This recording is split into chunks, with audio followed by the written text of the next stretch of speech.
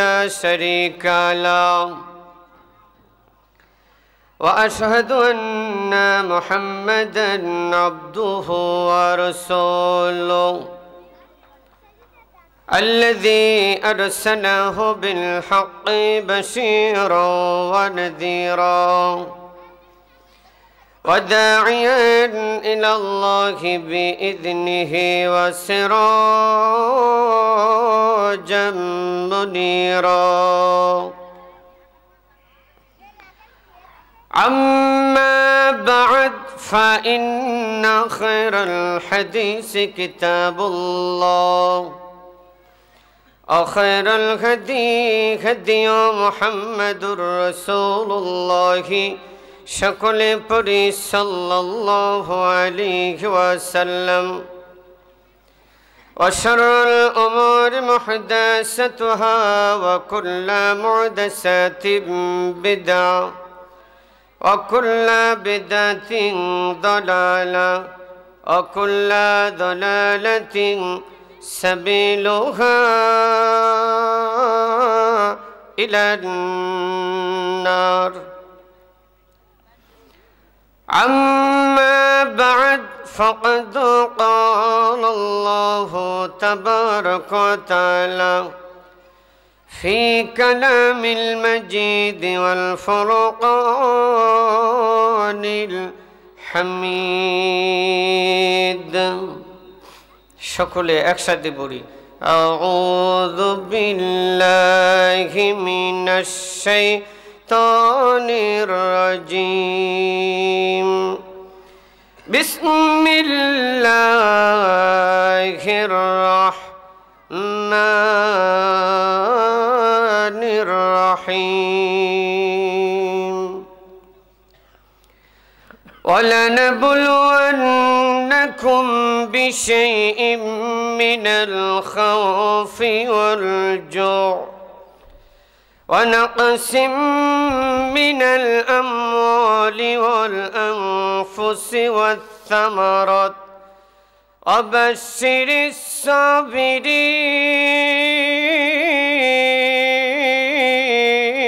الصابرين إلى آخر الآية. وعن أنس بن مالك رضي الله تعالى قال رسول الله صلى الله عليه وسلم لا يؤمن أحدكم حتى أكون أحب إليه من والده وولده والناس أجمعين. وقال تعالى في موضع آخر إن الله وملائكته يصلون على النبي يا أيها الذين آمنوا صلوا عليه وسلموا تسليما. সকলে درود إبراهيم পড়ি اللهم صل على محمد وعلى آل محمد كما صليت على إبراهيم وعلى آل إبراهيم إنك حميد مجيد. اللهم بارك على محمد وعلى آل محمد كما باركت على إبراهيم وعلى آل إبراهيم إنك حميد مجيد. ইমানের পথে অবিচল থেকে আমার মরণ যেন হয়। ইমানের পথে অবিচল থেকে আমার মরণ যেন হয়। তোমারই কাছে মিনতি আমার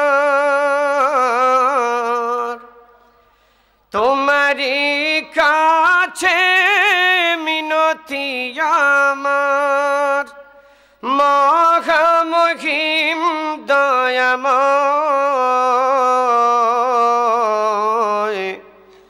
ইমানের পথে অবিচল থেকে আমার মরণ যেন হয়। ইমানের পথে অবিচল থেকে আমার মরণ যেন হয়। ঠিক না ঠিক? এটা আপনাদের সবার চাওয়া আছে না নেই?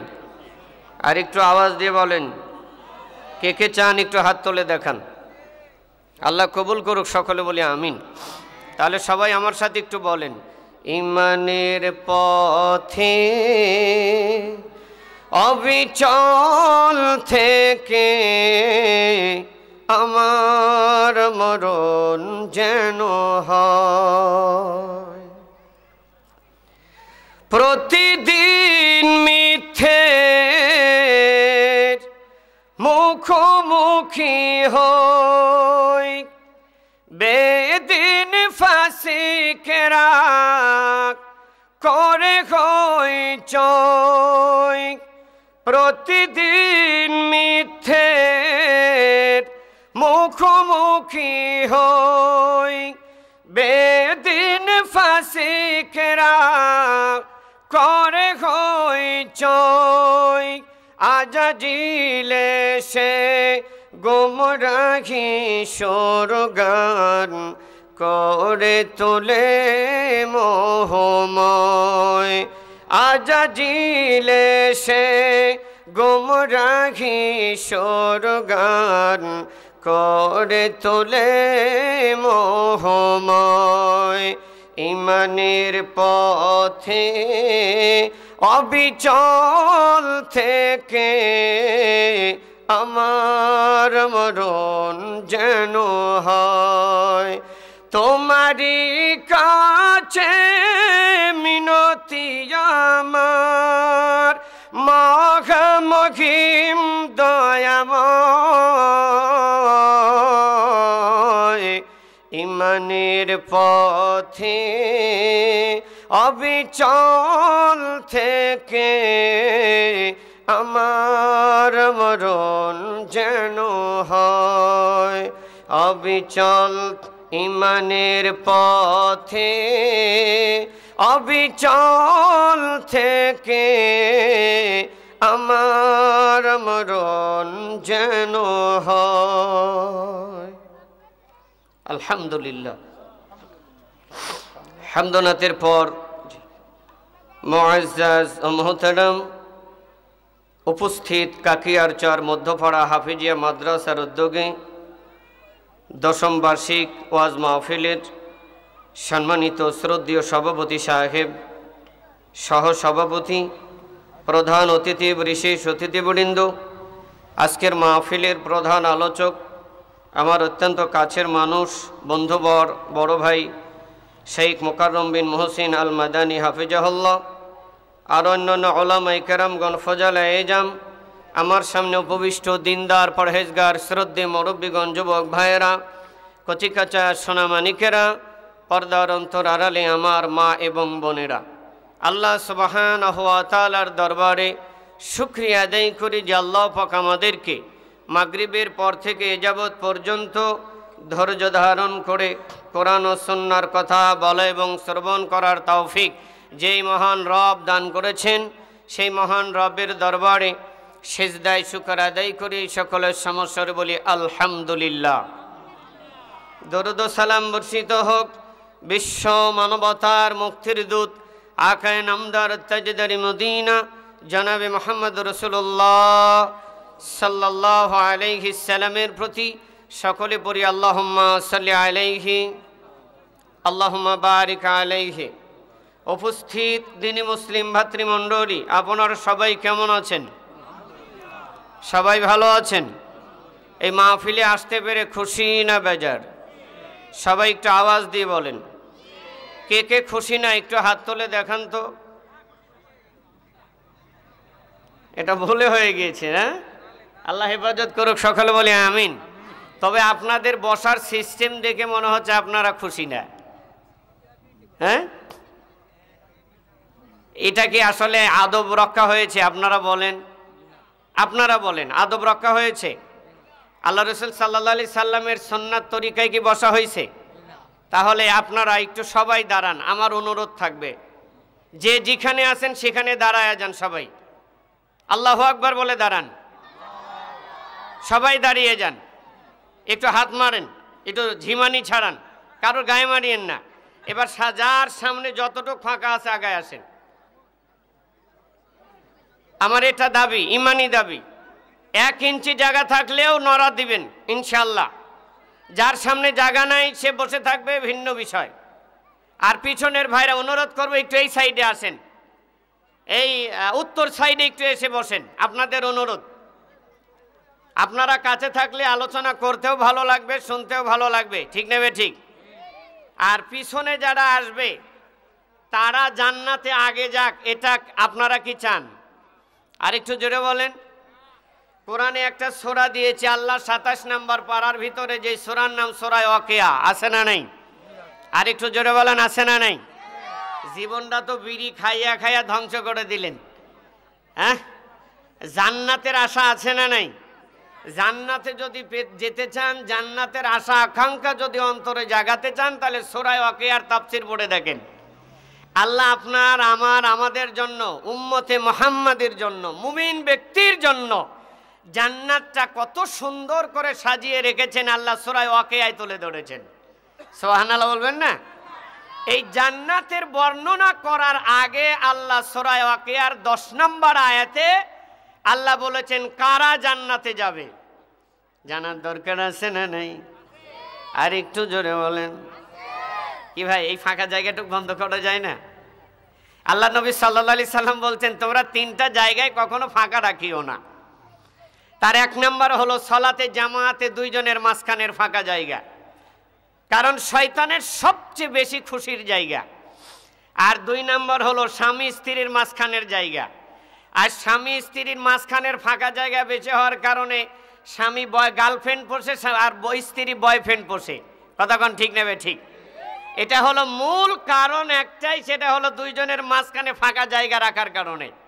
কারণ স্বামীকে উস্কানি দিয়ে শয়তান গার্লফ্রেন্ডের দিকে নিয়ে যাচ্ছে, আর স্ত্রীর কান ধরে বলছে তোর চেহারা কম না, তোর স্বামী দেখতে না পারলে কি হবে, এনজিও মাস্টার তোর দিকে খুব ভালো করে তাকায়। এই কতক্ষণ ঠিক নেবে ঠিক? এনজিওর মাস্টার না তাকালেও তুমি যে কিন্ডারগার্টেনে তোমার বাচ্চাকে নিয়ে সাইজে গুজে যাও, জীবনের স্বামীর সামনে কোনোদিন সাজো না।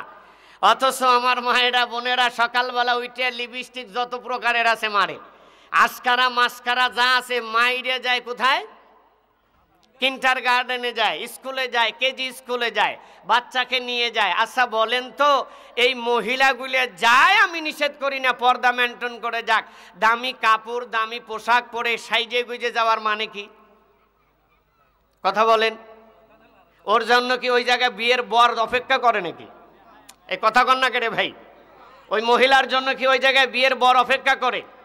আমার হিসাবে কোনো মহিলা যদি বাধ্য হয়, পরহেজগার হয়, তাকওয়াশীল হয়, ওকে যদি যেতেই হয় বাচ্চাকে নিয়ে স্কুলে নিয়ে, প্রয়োজনে দুর্গন্ধযুক্ত কিছু শরীরে মাইকে যাওয়া লাগবে। কথা কন না কেটে ভাই, যাতে যুবক বা কোনো দুষ্কৃতিকারী চরিত্রহীন ওর গায়ে ঘেঁষা দিতে না পারে। আর আমার মায়ে বোনেরা এমন পারফিউম ব্যবহার করে বের হয়, যুবকেরা তো গাও ঘেঁষা দেয় 80 বছরে বুইড়াও এক নাগাদ এক টান মারে। এই কথা কন না কেটে ভাই? খারাপ লাগতেছে আপনাদের? লাগলেও আমার যায় আসে না। আমি নাজিমউদ্দিন সালাফি, কে আমার খারাপ বললো আর কে ভালো বললো ওই চিন্তা করে কোনোদিন আলোচনা করি না। ইনশাল্লাহ দাওয়াত সামনে বছর হবে কি হবে না এই চিন্তাও আমি করি না, কারণ রিজিকের মালিক কে? আর একটু জোরে বলেন, সবাই মিলে বলেন। সেই মালিককে একমাত্র ভয় করি, আর ওই মালিকের কাছে এই 2 সেজদার মাঝখানে চাই অরজুকনি, আল্লাহ তুমি আমার রিজিকের ফাইসালা করো। কথা ঠিক নেবে ঠিক? আল্লাহ নবী সাল্লাল্লাহু আলাইহি সাল্লাম বলছেন, ওলামায়ে কেরাম বলেছেন 2 সেজদার মাঝখানে একটা দোয়া আছে যা আটলান্টিক মহাসাগর ঝিনুকের ভিতরে সমাহিত। কথা বোঝাতে পারিনি? হ্যাঁ, 2 সেজদার মাঝখানে যে দোয়া আছে, অনেক মুরব্বীরা আছেন 40 বছর 50 বছর ধরে পড়েন, কিন্তু এই দোয়ার মর্ম বুঝেন না, যার কারণে ফরজ নামাজের পরে আবার 40 বা বাড়িতে মিলাদ মাহফিল করলে, খাবার আয়োজন করলে, হুজুর দোয়া না করলে আপনার আত্মায় শান্তি পায় না। কতক্ষণ না ঠিক নেবে ঠিক। অনেক জায়গা আছে হুজুর মোনাজাত না করলে চাকরিও থাকে না। আপনাদের এলাকায় আছে কিনা আমি জানি না, আপনাদের এলাকায় নেই আলহামদুলিল্লাহ। গত কিছুদিন আগে আপনারা দেখছেন না, ব্রাহ্মণবাড়িয়াতে আপনার বরিশালে ভোলাই তো জানাজার পরে মোনাজাত না করার কারণে দাফনই হয় নাই, মারামারি শুরু হয়ে গিয়েছে। ইউটিউবে দেখেন নাই, যারা ইউটিউব চালান তারা দেখছেন। এই মোনাজাত মানুষকে একেবারে অন্ধ জাহেল করে ফেলেছে, যেরকম কথা ঠিক না ঠিক। যারা মোনাজাতের পক্ষে এরাও বোঝে না, যারা বিপক্ষে তারাও বোঝে না। অথচ মেশকাতে একাধিক সহিহ হাদিস আল্লাহর নবী বলেছেন, যদি কেউ আল্লাহর কাছে হাত তোলে আল্লাহ খালি হাতে ফিরাবে না। সুবহানাল্লাহ বলবেন না? আল্লাহ বলছেন উদউনি আস্তাজিব লাকুম। আল্লাহ বলছেন নবী আপনি জানায়া দেন, আমার বান্দা যদি আমায় আল্লাহকে ডাকে দেয়, আমি আল্লাহকে ডাকে দেওয়া মাত্রই আমি তার ডাকে সাড়া দেই। জোরে কোন সুবহানাল্লাহ। কথাটা কার? আর একটু জোরে বলেন। আমার ভাইয়েরা, সূরা আলে ইমরান 10 নম্বর আয়াত, আয়াত নাম্বার কত? একটু মুখে বলেন, আয়াত নাম্বার কত? আল্লাহ বলছেন আল্লাহু বাসিরুম বিল ইবাদ। বান্দা তুমি যেখানে যে অবস্থায় থাকো আমি তোমার অবস্থার খবর রাখি। সুবহানাল্লাহ। কাল বাজ্জায় কইন আল্লাহ সূরা বাকারার 96 নম্বর আয়াতে আল্লাহ বলেছেন, 96 নম্বর আল্লাহ আয়াতে বলেছেন আল্লাহু বাসিরুম বিমা ইয়ামালুন। আল্লাহ বলছেন বান্দা তুমি যেখানে যে অবস্থায় থাকো রে আমার বান্দা, যাই করো না কেন, যেখানে যে অবস্থায় থাকো, যে কর্মই করো, আমি আল্লাহ তোমার সকল কর্ম আমি আল্লাহ স্বচক্ষে দেখি। তার মানে মোনাজাত করলে কে দেখে? এই জোরে বলেন, কে দেখে? তাহলে কি হুজুরের দোহাই দেওয়ার কোনো দরকার আছে? এই জোরে বলেন, দেওয়ার দরকার আছে? হুজুর আপনার মোনাজাত করবে আর আপনি আমিন আমিন বলকেন, ওই দুয়ার আল্লাহর ঠেকা আছে? আল্লাহ বলেছেন বান্দা তুমি আমার কাছে পার্সোনালি জিনিস চাও, একা চাও, নির্জনে গোপনে চাও, যা চাইবো আমি তাই দেবো। জোরে কোন ঠিক কিনা? কিন্তু আমাদের দেশে নাদান মূর্খ বলদামার কা মুসল্লিরা হুজুরের কাছে 500 টাকা দোয়া দিয়ে হাদিয়া দিয়ে বলে হুজুর দোয়া করেন। হুজুর দোয়া করে, টাকা নিয়ে নিজের বাপের নামে দোয়া করে, রব্বির হামহুমা কামা রব্বায়ানি সগীরা। আল্লাহ তুমি আমার মা বাবাকে সেইভাবে দেখো যেইভাবে আমার মা বাবা আমাকে ছোট্ট কালে দেখেছিল। আপনারা সবাই বলেন আমিন। আল্লাহ হুজুরের মা বাবাকে দেখো। এখন আপনার বাপ মার লাভ কি? কথা বোঝাতে পারিনি রে ভাই। হুজুর তো আপনার টাকা নিয়ে হুজুরের বাপ মার জন্য দোয়া করলো, আপনারা বললেন আমিন, হুজুর যা চাইলো আল্লাহ তাই দান করো। এখন আপনার বাপ মার লাভ কি? এত মূর্খ, এত বলদ, এত একেবারে বুদ্ধিহীন। অথচ আল্লাহ বলছেন উদউনি আস্তাজিব লাকুম, বান্দা যখনই ডাকবে আমি তখনই তোমার ডাকে সাড়া দিব। সুবহানাল্লাহ বলতে পারেন না? আর এই ডাকার জন্য ওযু গোসলের দরকার নাই, মসজিদের দরকার নাই, জায়নামাজের দরকার নাই। যেখানে যে অবস্থায় আছেন আপনার জীবনের সবকিছু কার সাথে শেয়ার করেন? আর একটু জোরে বলেন। তারপরেও যদি ডাকতে হয় তাহলে সালাতে দাঁড়াও। কোথায় দাঁড়াও? ওযু করে 2 রাকাত সালাতে দাঁড়াও। আল্লাহ বলছেন ইন্নাল্লাহা মা'আস সাবিরিন, বান্দা আমি তোমার কাছে আছি। কারণ সালাত হলো এমন একটি মাধ্যম যা সকল সফলতা অর্জন করার মাধ্যম। জোরে কোন কথা ঠিক নেবে ঠিক? আর একটু জোরে বলেন ঠিক কিনা? এই জন্য ওলামায়ে কেরাম বলেছেন 2 সেজদার মাঝখানে। এই আলোচনা আজকে আমার নয়, যদি আল্লাহ কোনোদিন এই দিকে কবুল করে আমি আলোচনা আপনাদের শিখাইয়া দিব সালাত কি ও কেন। আমার ইউটিউবে আলোচনা আছে, যদি আপনারা পারেন একটু সার্চ দিয়ে দেখেন। সালাত কি এটা না বোঝার কারণে আজকে সমাজের মানুষ নামাজের প্রতি উৎসাহিত না। কথা কন না কেটে ভাই? সালাত কি ও কেন, সালাত কেমন ইবাদত, এটা না জানার কারণে মসজিদে ডাইকেও মানুষকে নেওয়া যায় না। ঠিক নেবে ঠিক? মুয়াজ্জিন কত সুন্দর করে ডাক দেয় না? প্রতি 5 ওয়াক্তে কানে হাত দিয়ে ডাক দেয়। কিভাবে? হাইয়া আলাস সালাহ।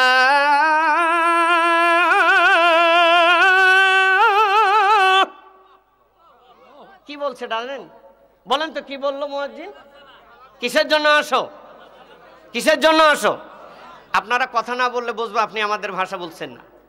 আপনারা কথা বলবেন, এটা আমার অনুরোধ। সূরা বাকারা 286-85 নম্বর আয়াতের একটা অংশে আল্লাহ বলেছেন ক্বালু সামি'না ওয়া আতানা। মুমিন হলো তারা যারা শোনে এবং মানে। মুমিনের অনেক বৈশিষ্ট্য আল্লাহ কোরআনে বর্ণনা করেছেন।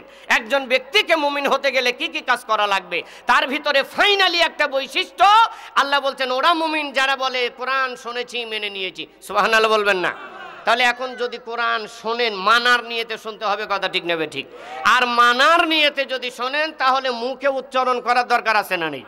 আর একটু জোরে বলেন, আছে না নাই? কি বলতেছিলাম বলেন তো? হাইয়া আলাস সালাম। মনে রাখেন, আমি আবার কিন্তু মাঝে মাঝে প্রশ্ন করব, আমি আপনাদের কি শিক্ষা দিলাম? আমি এখন আপনাদের সকলের টিচার, আপনারা আমার সবাই কিন্তু এখন ছাত্র, কথা ঠিক নেবে ঠিক। শিক্ষক আর ছাত্রের পরিচয়, শিক্ষক যা পড়াবে ছাত্রকে তা প্রশ্ন করে সেটা বের করে নেবে শিক্ষক, ছাত্র বুঝলো কি বুঝলো না।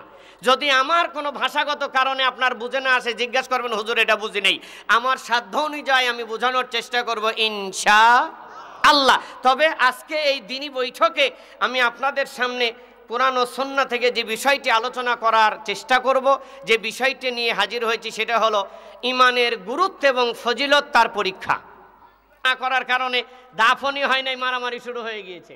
ইউটিউবে দেখেন নাই? যারা ইউটিউব চালান তারা দেখছেন। এই মুনাজাত মানুষকে একেবারে অন্ধ জাহেল করে ফেলেছে, যেরকম কথা ঠিক নেবে ঠিক। যারা মুনাজাতের পক্ষে এরাও বোঝে না, যারা বিপক্ষে তারাও বোঝে না। অথচ মেশকাতে একাধিক সহিহ হাদিস আল্লাহর নবী বলেছেন যদি কেউ আল্লাহর কাছে হাত তোলে আল্লাহ খালি হাতে ফিরাবে না। সুবহানাল্লাহ বলবেন না? আল্লাহ বলছেন উদউনি আস্তাজিব লাকুম। আল্লাহ বলছেন নবী আপনি জানায়া দেন আমার বান্দা যদি আমায় আল্লাহকে ডাকে দেয়, আমি আল্লাহকে ডাকে দেওয়া মাত্রই আমি তার ডাকে সাড়া দেই। জোরে কোন সুবহানাল্লাহ। কথা ডাকার আর একটু জোরে বলেন আমার ভাইয়েরা। সূরা আলে ইমরান 10 নম্বর আয়াত, আয়াত নাম্বার কত? একটু মুখে বলেন আয়াত নাম্বার কত? আল্লাহ বলছেন আল্লাহু বাসিরুম বিল ইবাদ। বান্দা তুমি যেখানে যে অবস্থায় থাকো আমি তোমার অবস্থার খবর রাখি। সুবহানাল্লাহ। কাল বাজ্জা কইন আল্লাহ সূরা বাকারার 96 নম্বর আয়াতে আল্লাহ বলেছেন, 96 নম্বর আল্লাহ আয়াতে বলেছেন আল্লাহু বাসিরুম বিমা ইয়ামালুন। আল্লাহ বলছেন বান্দা তুমি যেখানে যে অবস্থায় থাকো রে আমার বান্দা, যাই করো না কেন, যেখানে যে অবস্থায় থাকো, যে কর্মই করো, আমি আল্লাহ তোমার সকল কর্ম আমি আল্লাহ স্বচক্ষে দেখি। তার মানে মুনাজাত করলে কে দেখে? এই জোরে বলেন কে দেখে? তাহলে কি হুজুরের দোহাই দেওয়ার কোনো দরকার আছে? এই জোরে বলেন দেওয়ার দরকার আছে? হুজুর আপনার মুনাজাত করবে আর আপনি আমিন আমিন বলকেন, ওই দুয়ার আল্লাহর ঠেকা আছে? আল্লাহ বলেছেন বান্দা তুমি আমার কাছে পার্সোনালি জিনিস চাও, একা চাও, নির্জনে গোপনে চাও, যা চাইবো আমি তাই দেবো। জোরে কোন ঠিক কিনা? কিন্তু আমাদের দেশে নাদান মূর্খ বলদামার কা মুসল্লিরা হুজুরের কাছে 500 টাকা দোয়া দিয়ে হাদিয়া দিয়ে বলে হুজুর দোয়া করেন। হুজুর দোয়া করে, টাকা নিয়ে নিজের বাপের নামে দোয়া করে, রব্বির হামহুমা কামা রব্বায়ানি সগীরা। আল্লাহ তুমি আমার মা বাবাকে সেইভাবে দেখো যেইভাবে আমার মা বাবা আমাকে ছোট্ট কালে দেখেছিল। আপনারা সবাই বলেন আমিন। আল্লাহ হুজুরের মা বাবাকে দেখো। এখন আপনার বাপ মার লাভ কি? কথা বোঝাতে পারিনি রে ভাই। হুজুর তো আপনার টাকা নিয়ে হুজুরের বাপ মার জন্য দোয়া করলো, আপনারা বললেন আমিন, হুজুর যা চাইলো আল্লাহ তাই দান করো। এখন আপনার বাপ মার লাভ কি? এত মূর্খ, এত বলদ, এত একেবারে বুদ্ধিহীন। অথচ আল্লাহ বলছেন উদউনি আস্তাজিব লাকুম। বান্দা যখনই ডাকবে আমি তখনই তোমার ডাকে সাড়া দিব। সুবহানাল্লাহ বলতে পারেন না? আর এই ডাকার জন্য ওযু গোসলের দরকার নাই, মসজিদের দরকার নাই, জায়নামাজের দরকার নাই। যেখানে যে অবস্থায় আছেন আপনার জীবনের সবকিছু কার সাথে শেয়ার করেন? আর একটু জোরে বলেন। তারপরেও যদি ডাকতে হয় তাহলে সালাতে দাঁড়াও। কোথায় দাঁড়াও? ওযু করে 2 রাকাত সালাতে দাঁড়াও। আল্লাহ বলছেন ইন্নাল্লাহা মা'আস সাবিরিন। বান্দা আমি তোমার কাছে আছি। কারণ সালাত হলো এমন একটি মাধ্যম যা সকল সফলতা অর্জন করার মাধ্যম। জোরে কোন কথা ঠিক নেবে ঠিক? আর একটু জোরে বলেন ঠিক কিনা? এই জন্য উলামায়ে কেরাম বলেছেন 2 সেজদার মাঝখানে। এই আলোচনা আজকে আমার নয়, যদি আল্লাহ কোনোদিন এই দিকে কবুল করে আমি আলোচনা আপনাদের শিখাইয়া দিব সালাত কি ও কেন। আমার ইউটিউবে আলোচনা আছে, যদি আপনারা পারেন একটু সার্চ দিয়ে দেখেন। সালাত কি এটা না বোঝার কারণে আজকে সমাজের মানুষ নামাজের প্রতি উৎসাহিত না। কথা কন না কেটে ভাই? সালাত কি ও কেন, সালাত কেমন ইবাদত এটা না জানার কারণে মসজিদে ডাইকেও মানুষকে নেওয়া যায় না। ঠিক নেবে ঠিক? মুয়াজ্জিন কত সুন্দর করে ডাক দেয় না? প্রতি 5 ওয়াক্তে কানে হাত দিয়ে ডাক দেয়। কিভাবে? হাইয়া আলাস সালাহ।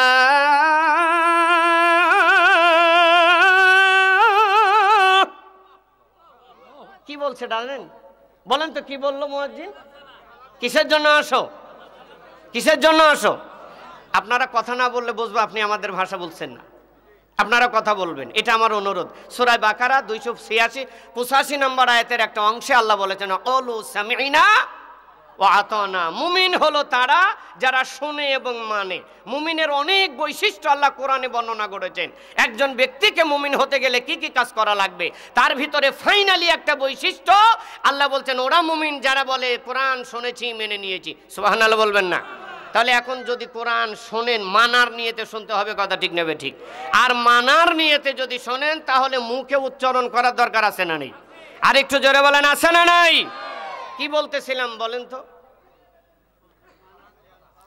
হাইয়া আলাস সালাহ। মনে রাখেন, আমি আবার কিন্তু মাঝে মাঝে প্রশ্ন করব, আমি আপনাদের কি শিক্ষা দিলাম? আমি এখন আপনাদের সকলের টিচার, আপনারা আমার সবাই কিন্তু এখন ছাত্র। কথা ঠিক নেবে ঠিক? শিক্ষক আর ছাত্রের পরিচয়, শিক্ষক যা পড়াবে ছাত্রকে তা প্রশ্ন করে সেটা বের করে নেবে শিক্ষক, ছাত্র বুঝলো কি বুঝলো না।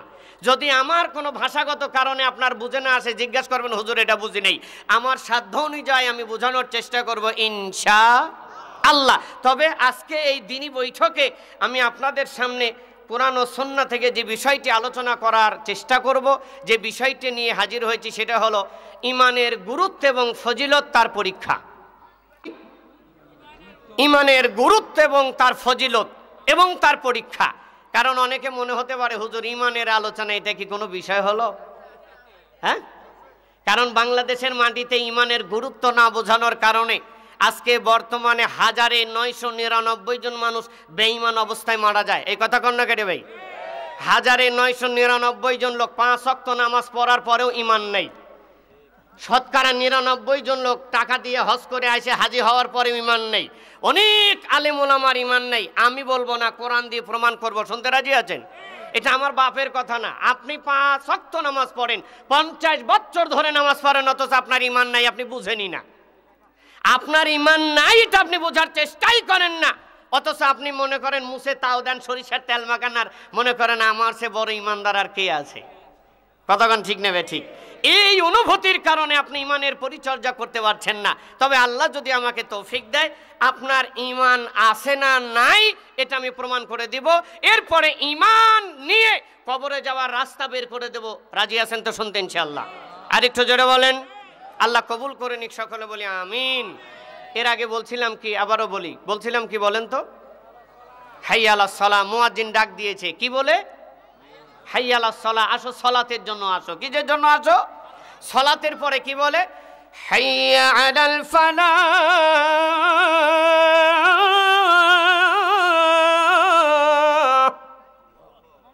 আসো কল্যাণের জন্য আসো। কিসের জন্য আসো?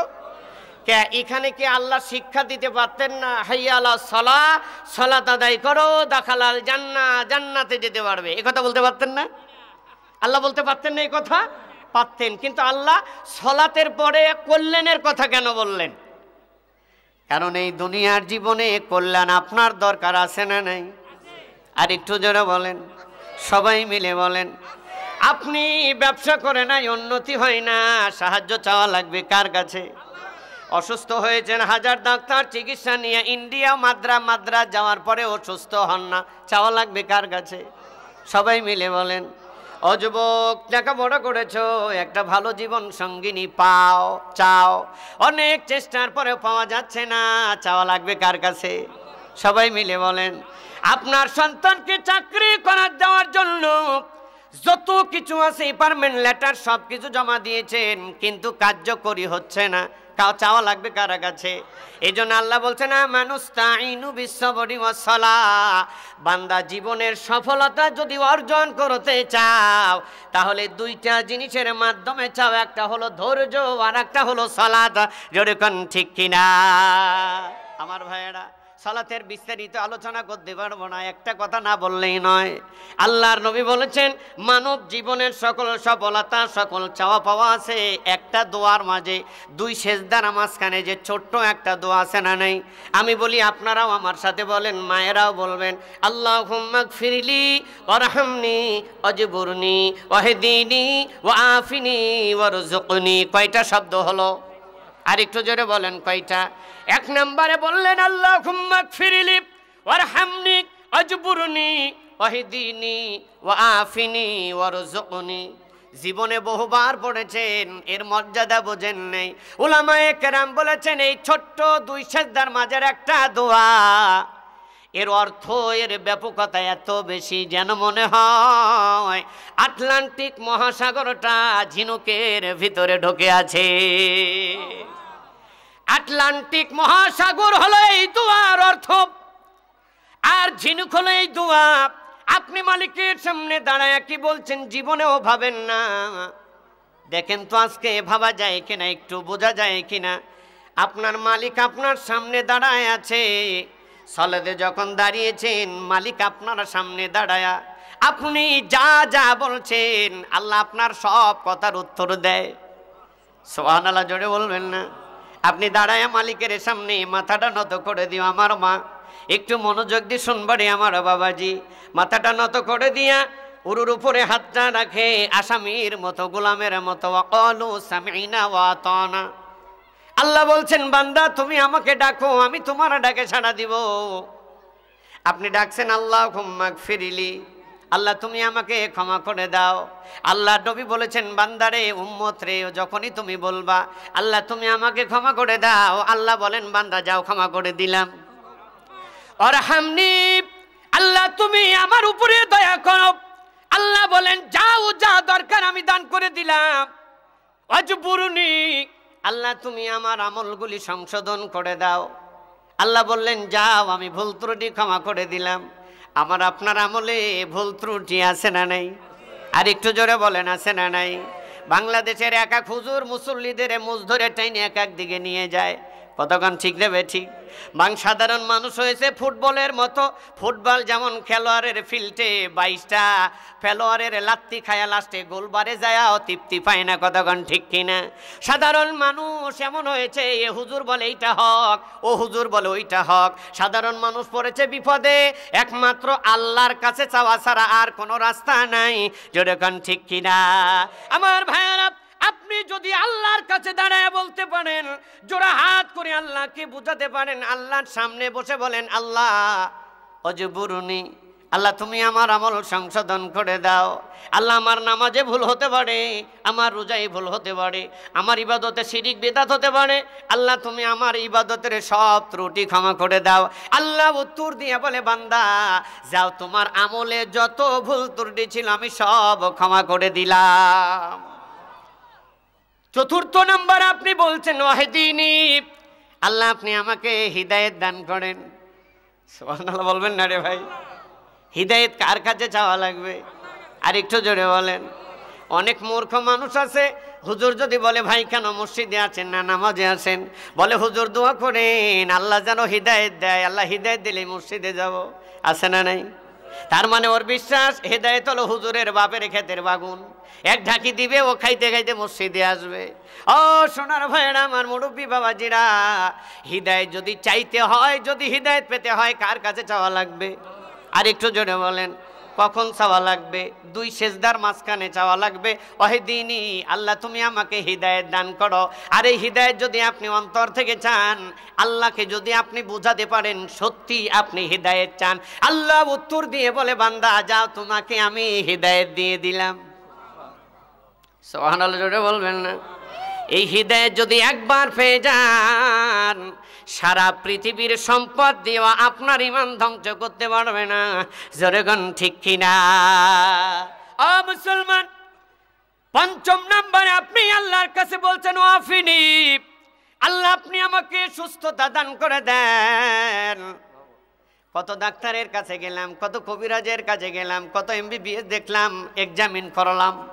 আল্লাহ বাংলাদেশ দেখলাম, ভারত দেখলাম, কোথাও আমার রোগ ভালো হয় না। সকল দরবার ছেড়ে আল্লাহ আপনার কাছে দাঁড়িয়েছি, ওয়া আফিনি, আপনি আমাকে সুস্থ করে দেন। আল্লাহকে যদি সত্যি বুঝাতে পারেন, আল্লাহ বলছেন যাও আজকে থেকে আমি তোমাকে সুস্থ দান করে দিলাম। 6 নম্বরে আপনি আল্লাহকে বলছেন ওয়ারযুকনি, আল্লাহ আপনি আমার রিজিকের ব্যবস্থা করে দেন। অনেক মানুষ আছে দোকান বন্ধ করে না, দোকান বন্ধ করে মসজিদে গেলে ব্যবসায় লস হবে, 5টা কাস্টমারের কাছে বেচতে পারবে না, এই জন্য মসজিদে যায় না। আল্লাহ বলছেন বান্দারে নামাজে যাও, 2 সেজদার মাঝখানে আমার কাছে রিজিক চাও, যত কাস্টমারের দরকার আমি তোমার দোকানে পাঠাইয়া দিব। সুবহানাল্লাহ বলতে আরো জোরে হয় না? এর বিশ্বাস হয়? এই জোরে বলেন বিশ্বাস হয়? আল্লাহ কবুল করুক, সকলে বলি আমিন। আমার ভাইয়েরা, তাহলে আপনার এখানে আসতে পেরে সবাই খুশি তো? আর একটু